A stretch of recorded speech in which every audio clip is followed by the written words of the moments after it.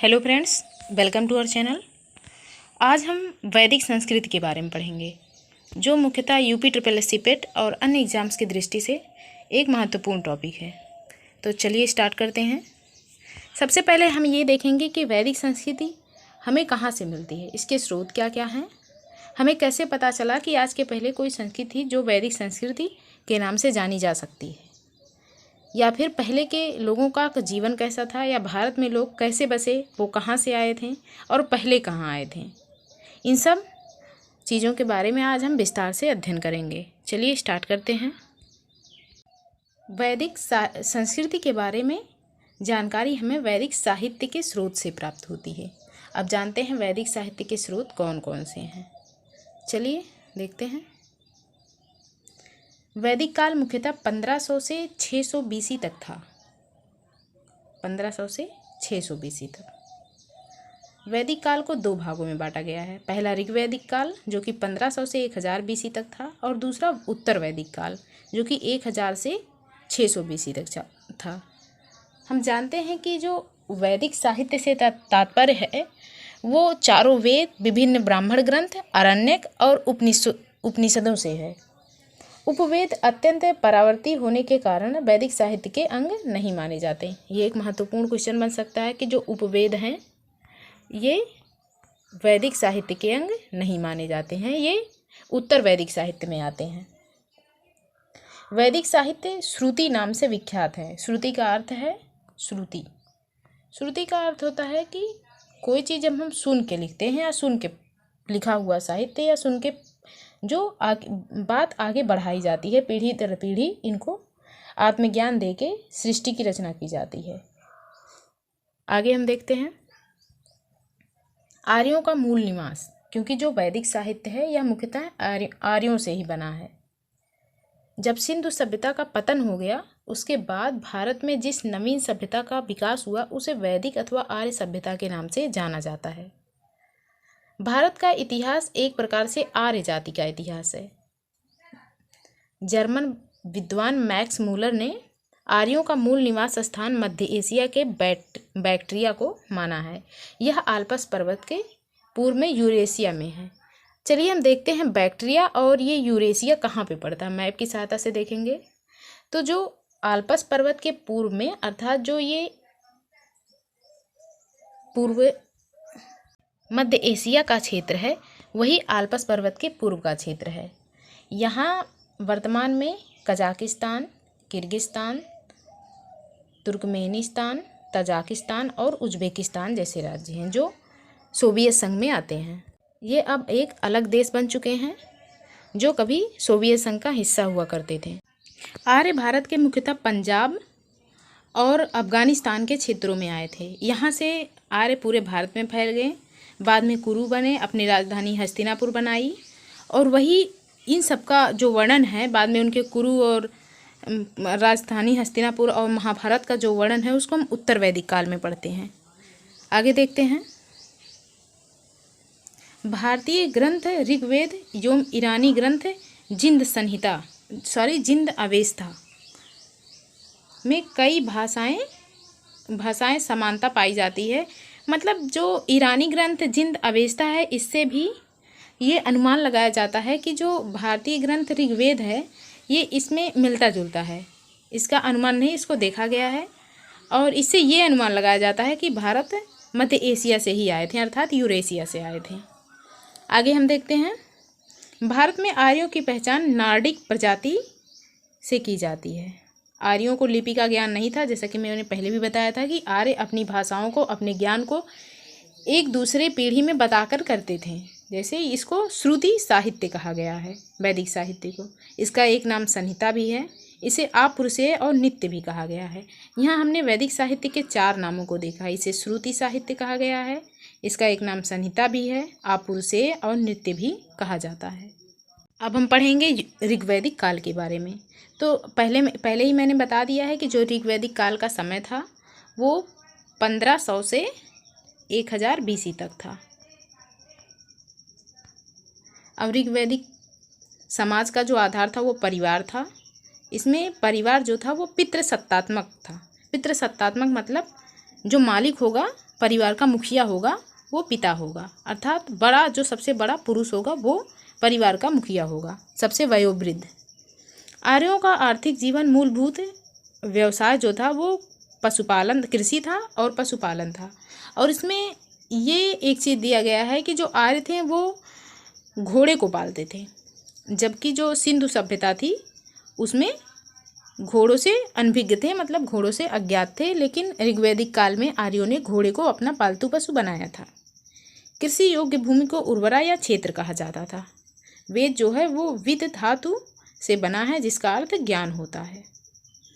महर्षि कृष्ण द्वैपायन वेद व्यास को वेदों का संकलन करता माना जाता है, मतलब वेदों का संकलन, वेदों को एक जगह संगठित करने का कार्य जो किया है वो महर्षि कृष्ण द्वैपायन वेद व्यास जी ने किया है। आगे देखते हैं वेदों की संख्या। जैसा कि हम बता भी चुके हैं कि वेद 4 प्रकार के हैं, ऋग्वेद, यजुर्वेद, सामवेद और अथर्ववेद। आगे देखते हैं, इसमें मैंने वेदों से संबंधित जितने भी तथ्य होते हैं जो एग्जाम की पॉइंट ऑफ व्यू से इम्पॉर्टेंट है और जो हमारे नॉलेज के लिए भी इम्पॉर्टेंट है, उसकी एक सारणी बना ली है। सॉरी, ये सारणी आगे से थोड़ा सा कट गई है, लेकिन मैं इसे आप लोगों को समझा दूंगी। चलिए इसे देखते हैं। सबसे पहले ऋग्वेद को क्या कहा गया है। ऋग्वेद जो था इसका जो उपवेद था वो आयुर्वेद था। जैसा कि अभी मैंने बताया, उपवेद जो है वो ऋग्वैदिक काल में नहीं आता है, ये उत्तर वैदिक काल में आता है। फिर भी हम बता देते हैं, ऋग्वेद का उपवेद जो था वो आयुर्वेद था और यजुर्वेद का धनुर्वेद था। सामवेद का जो उपवेद था वो गंधर्ववेद था और अथर्ववेद का जो उपवेद था वो शिल्पवेद था। आगे हम देखते हैं, इसमें जो ऋग्वेद के ज्ञाता थे वो होत्री या होता कहे जाते थे और जो यजुर्वेद के ज्ञाता थे उन्हें अर्धवैव या अर्धवैव कहते थे और जो सामवेद के ज्ञाता थे उसे उद्गाता कहते थे और जो अथर्ववेद के ज्ञाता या पुरोहित थे उन्हें हम कहते थे ब्राह्मण। आगे हम देखते हैं, इसमें ऋग्वेद की जो रचना हुई थी वो पद्य में हुई थी और जो यजुर्वेद की रचना हुई थी वो गद्य और पद्य दोनों में हुई थी। यहाँ यह ध्यान रहे कि जो यजुर्वेद है ये ऐसा एक वेद है जिसकी रचना गद्य और पद्य दोनों में की गई है और यह एग्जाम के पॉइंट ऑफ व्यू से इम्पॉर्टेंट है। और जो सामवेद है उसकी रचना सिर्फ पद्य में हुई है। अथर्ववेद जो है इसकी रचना भी पद्य में ही हुई है। अब हम देखते हैं कि इसकी विषय वस्तु क्या है, इसमें किन चीज़ों का वर्णन किया गया है। तो ऋग्वेद में देवताओं की स्तुतियाँ या प्रार्थना की गई। यजुर्वेद में याज्ञिक कर्मकांड या बलिदान प्रथा है और सामवेद में संगीत और गायन है और अथर्ववेद में जादू टोना और औषधियों के बारे में वर्णन किया गया है। अब हम इसके ब्राह्मण को देख लेते हैं। जो ऋग्वेद का ब्राह्मण है वो ऐत्रेय और कौशितकी है। यजुर्वेद का जो ब्राह्मण है वो शतपथ, मैत्रायणी या तैत्तियरेण है और जो सामवेद का ब्राह्मण है वो जैमिनी या पंचविश है। इसी तरीके से हम अथर्ववेद का देख लेते हैं। जो अथर्ववेद का ब्राह्मण है गोपत ब्राह्मण है। अब इसमें हम आरण्यक देख लेते हैं। तो ऋग्वेद, यजुर्वेद और सामवेद ये तीनों आरण्यक के अंतर्गत आते हैं, लेकिन जो अथर्ववेद है ये आरण्यक के अंतर्गत नहीं आता है। आरण्यक हम उन्हें कहते हैं जिनकी रचना जंगलों में हुई है, लेकिन जब अथर्ववेद का टाइम आया था उस समय उतने जंगल नहीं थे, इसलिए इसकी रचना अरण्य अर्थात जंगलों में नहीं हुई है, इसलिए इसे अरण्यक नहीं कहते हैं। उपनिषद, इसमें जो ऋग्वेद है उसका उपनिषद है ऐत्रेय और कौशितकी और जो यजुर्वेद है उसका उपनिषद है तैत्तिरीय या बृहद्रारण्यक और जो सामवेद का उपनिषद है वो छंदोग्य या जैमिनीय है और जो अथर्ववेद का है वो मांडुक्य है। विशेषता अथर्ववेद का जो उपनिषद है वो मांडुक्य ही है। अगला हम देखते हैं, इसमें मैंने ऋग्वेद और जो चारों वेद हैं उनकी सूक्तियों को लिख लिया है और उसके अध्येता मतलब उसके अभी मैंने बताया उसके अध्येता मतलब ज्ञाता उसका भी नाम लिख लिया है। इसको देखते हैं। जो ऋग्वेद है उसमें 1028 मंत्र हैं और जो यजुर्वेद है इसके मंत्रों को अभी तक प्राप्त नहीं किया जा सका है सारे मंत्रों को, और जो सामवेद है उसमें 1810 मंत्र हैं और अथर्ववेद में 6000 मंत्र हैं। इसमें हम देखते हैं कि ऋग्वेद के ज्ञाता को होत्री कहते हैं, यजुर्वेद के ज्ञाता को अर्धवायु कहते हैं, सामवेद के ज्ञाता को उद्गाथा कहते हैं, उद्गाता, और अथर्ववेद के ज्ञाता को ब्रह्म कहते हैं। आगे हम देखते हैं वेदांग सूत्र। तो वेदांग का अर्थ अथर्ववेद, वेदांग का जो अर्थ होता है वो वेद की सहायक विद्याएं होता है, अर्थात वेदों को लिखने में जिन विद्याओं की सहायता ली गई है, जिनका प्रयोग किया गया है, उन्हें वेदांग सूत्र कहते हैं। जैसे शिक्षा, कल्प, व्याकरण, निरुक्त, छंद, ज्योतिष। सामान्यतः किसी भी काव्य खंड या गद्य खंड को लिखने के लिए इन 6 चीज़ों की सबसे ज़्यादा आवश्यकता होती है। इन्हें ही वेदांग सूत्र कहा गया है। आगे हम देखते हैं उत्तर वैदिक काल। हमने ऋग्वैदिक काल को पढ़ लिया, अब हम देखेंगे उत्तर वैदिक काल। उत्तर वैदिक काल, जब ऋग्वैदिक काल खत्म हो गया था, मतलब जब ऋग्वैदिक काल के जो सीमित क्षेत्र थे उनसे आगे बढ़ के आर्यों का विस्तार होने लगा था, तो उसे उत्तर वैदिक काल कहा गया। पंजाब के आर्यजन गंगा यमुना दोआब के अंतर्गत संपूर्ण पश्चिमी उत्तर प्रदेश में फैल गए थे। मतलब जब आर्य लोग उत्तर प्रदेश के संपूर्ण भागों में और इस तरीके से पूरे भारत में फैलने लगे, तब वही काल उत्तर वैदिक काल कहलाया। 2 प्रमुख कबीले भरत और पुरु एक होकर कुरु नाम से विख्यात हुए। बाद में यही लोग, जो कौरव और पांडवों का युद्ध हुआ था, बाद में यही महाभारत काव्य है, वो उत्तर वैदिक काल का काव्य है। आरंभ में वे लोग दोआब के ठीक किनारे पर सरस्वती और दृष्टावती नदियों के प्रदेश में बसे हुए थे। जैसा कि हम जानते हैं कि जो पहले के मनुष्य होते थे वो अपने संसाधन और पानी की वजह से नदियों के किनारे ही रहते थे। वहाँ पे उन्हें पर्याप्त सारे संसाधन मिल जाते थे, उनके खाने की चीज़ें भी प्राप्त हो जाती थी। आगे देखते हैं, शीघ्र ही कुरुओं ने दिल्ली क्षेत्र और दोआब के ऊपरी क्षेत्र पर भी अधिकार कर लिया, जो कुरुक्षेत्र नाम से प्रसिद्ध हुआ। जो हम महाभारत महाकाव्य जब देखते हैं उसमें भी कुरुक्षेत्र का वर्णन हमें देखने को मिलता है। आगे चल के यही कुरु जो हस्तिनापुर को अपनी राजधानी बनाया, अब वो हस्तिनापुर अब मेरठ में है।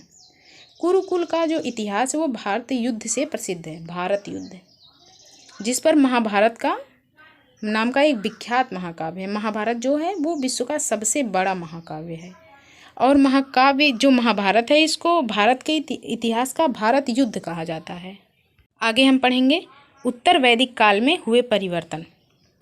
उत्तर वैदिक काल में जो परिवर्तन हुए, जैसे उत्तर वैदिक काल में आश्रम व्यवस्था स्थापित हो गई। तो आश्रम का अर्थ था श्रम करने के बाद विश्राम करना, इससे बना है आश्रम शब्द।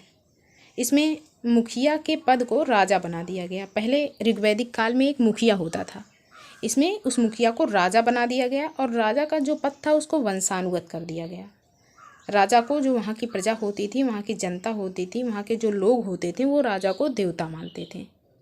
आगे हम देखते हैं, इसके बाद हमारा उत्तर वैदिक काल और ऋग्वैदिक काल हो चुका है। इसमें मैंने वैदिक संस्कृत के पूरे कॉन्सेप्ट को कंफर्म कर लिया, क्लियर कर लिया है। आगे की किसी वीडियो में हम इससे संबंधित क्वेश्चंस को कर लेंगे। Thank you so much.